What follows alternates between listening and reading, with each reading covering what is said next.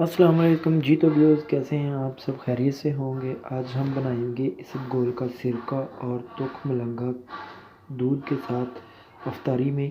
ये बहुत ही मज़े का बनता है। इस तरह से बनाएं आप। हमने जो है वो इसबगोल का सिरका ऐड कर लिया है। अभी हमने तुख मलंगा ऐड कर दिया 1 खाने का चम्मच, और इसमें पानी ऐड कर देंगे। पानी ऐड करके इसको 2 से 3 घंटे पहले हमने भिगो के रख देना है।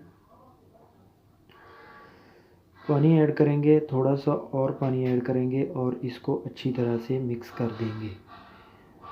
मिक्स करने के बाद थोड़ा सा और पानी ऐड कर लेते हैं और इसको हमने रख दिया है 2 से 3 घंटे के लिए भिगो के।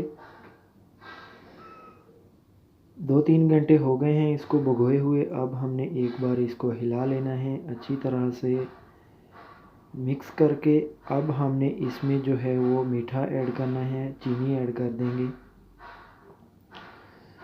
जितने गिलास बना रहे हैं आप उसके हिसाब से आप मीठा ऐड कर दें इसमें।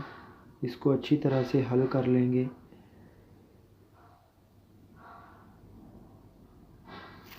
और इसमें अब हमने दूध ऐड कर देना है। जितने गिलास हमने बनाने हैं उतना ही हमने दूध ऐड कर देना है और इसको अच्छी तरह से जो है वो मिक्स कर देंगे।